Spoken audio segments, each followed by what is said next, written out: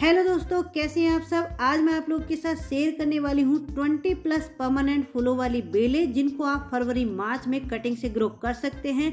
सारी ही बेलें परमानेंट होने के साथ साथ बहुत ही हार्डी हैं। तो चलिए देखते हैं।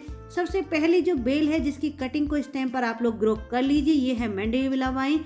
ये कई सारे कलर संगों में आती है, मेरे पास भी 3 से 4 कलर हैं। और ये बेल ऐसी होती है लगभग पूरा साल फ्लावरिंग करती है, यानी कि विंटर एंड तक, यानी कि दिसंबर एंड तक भी इसमें फ्लावरिंग होती रही है। तो इसकी जो कटिंग है आपको देखिए कैसी लेनी है। इस तरीके की कटिंग आपको लेनी है और लगा देनी है। नेक्स्ट जो बेल है देखिए, ये है ट्रम्पेट वाइन। ये ज़्यादातर ऑरेंज कलर में ही देखने को मिलती है, 1-2 कलर इसमें और आता है लेकिन वो थोड़ा सा रेयर रहता है। इसको भी आप लोग इस टाइम पर कटिंग से ग्रो कर सकते हैं। इसमें भी अप्रैल से फ्लावरिंग स्टार्ट हो जाती है, लगभग अक्टूबर तक कंटिन्यू फ्लावरिंग इसी तरीके से करती रहती है। और इतनी हार्डी बेल है, एक बार आपके गार्डन में आ गई तो हमेशा आपके गार्डन में बनी रहेगी। और देखिए इसकी जो कटिंग है आपको कहाँ से मिलेगी, जो बड़े बड़े से पार्क होते हैं वहाँ पर ये बेल लगी हुई जरूर होती है। इस टाइम पर इसके ऊपर पत्तियां वगैरह तो आपको नहीं मिलेंगी। देखिए मैंने अपनी ही बेल से कुछ कटिंग ली है। तो देखिए इसकी कटिंग आपको कैसी लेनी है। ये वाली कटिंग जो आप सामने देख रहे हैं, ये कटिंग आपको लेनी है।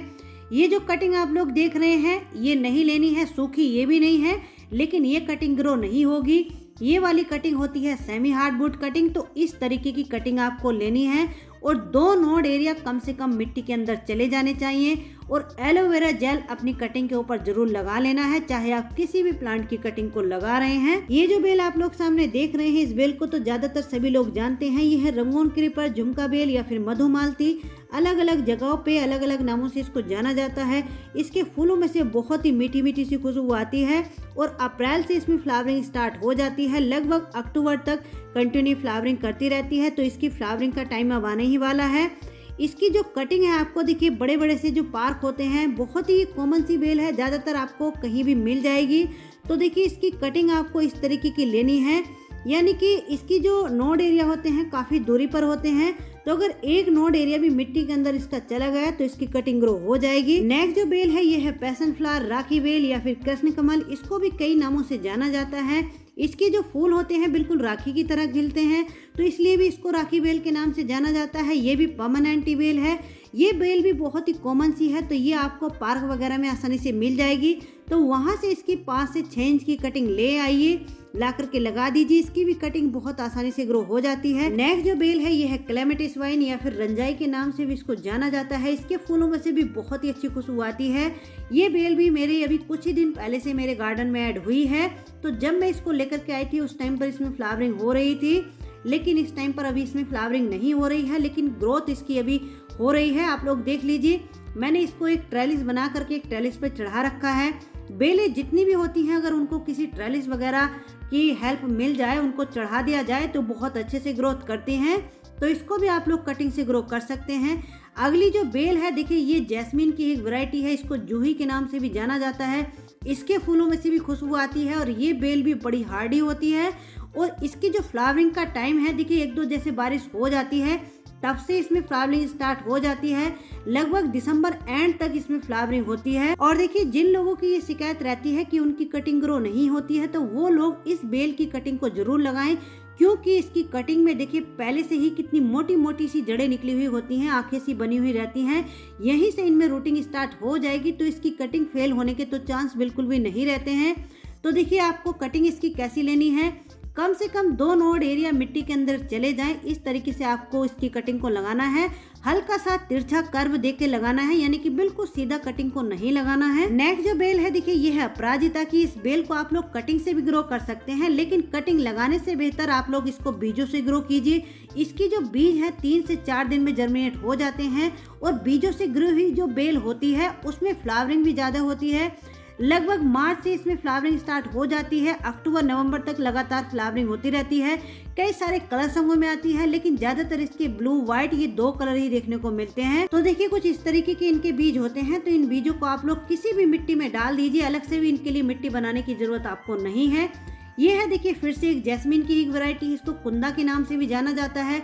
जैस्मीन में बहुत सारी वैरायटी आती हैं और हर एक वैरायटी के फूलों में से खुशबू आती है। ये जो सामने आप लोग वैरायटी देख रहे हैं इसकी जो कलियां हैं पिंक रहती हैं, खिलने के बाद ये वाइट फूल हो जाते हैं। लेकिन ये वाली जो वैरायटी आप लोग सामने देख रहे हैं, इसकी कलियां भी वाइट रहती हैं और फूल भी वाइट कलर के ही खिलते हैं।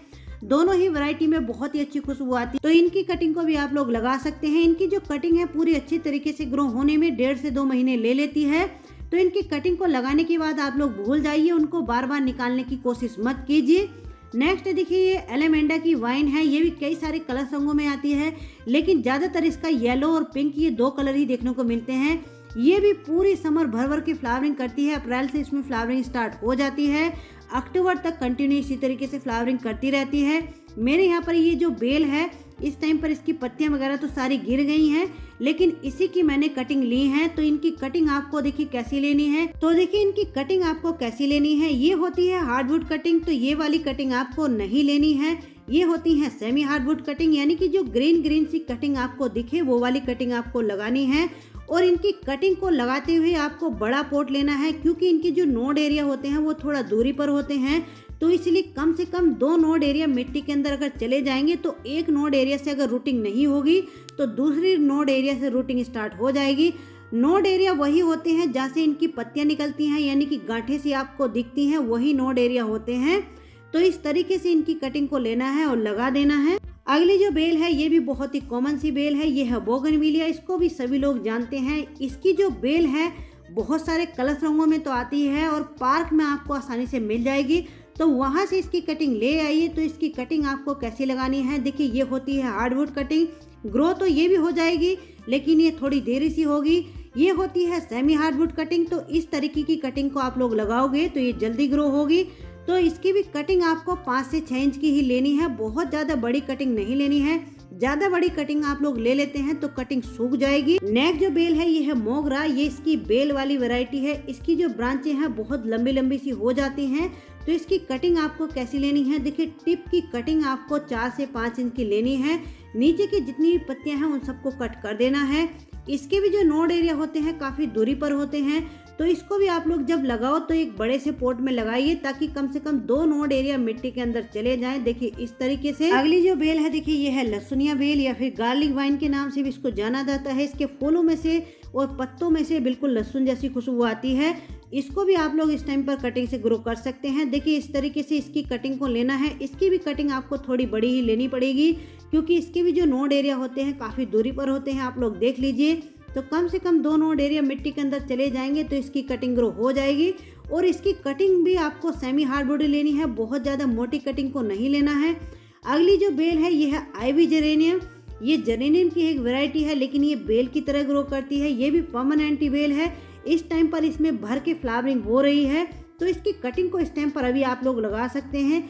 इसकी भी अगर एक नोड एरिया मिट्टी के अंदर चला गया तब भी इसकी कटिंग ग्रो हो जाती है। नेक्स्ट जो बेल है ये है मॉर्निंग ग्लोरी। ये भी बहुत सारे रंगों में आती है और इसको आप लोग बीजों से ग्रो कर लीजिए। इसके जो बीज हैं 7 से 8 दिन में जर्मिनेट हो जाते हैं। आप लोग देख लीजिए, लगभग 1 महीने पहले मैंने इसके बीजों को ऐसे ही एक पॉट में डाल दिया था, कितने अच्छे से ये जर्मिनेट हो गए हैं। नेक्स्ट देखिए येलो जैस्मिन। येलो जैस्मिन की जो फ्लावरिंग का टाइम है ये मार्च से इसमें फ्लावरिंग होती है और बहुत ही हार्डी बेल होती है, कटिंग से इजीली प्रोपगेट हो जाती है। तो इसको भी आप लोग इस टाइम पर कटिंग से ग्रो कर सकते हैं। अगली जो बेल है देखिए ये है फ्लेम वाइन। इसकी जो फ्लावरिंग का टाइम है कोई भी नहीं है, ये किसी भी मौसम में फ्लावरिंग कर लेती है अगर जमीन में लगी हुई बेल होती है, लेकिन इसको आप लोग गमले में भी ग्रो कर सकते हैं। तो इसकी कटिंग को भी इस टाइम पर आप लोग लगा सकते हैं।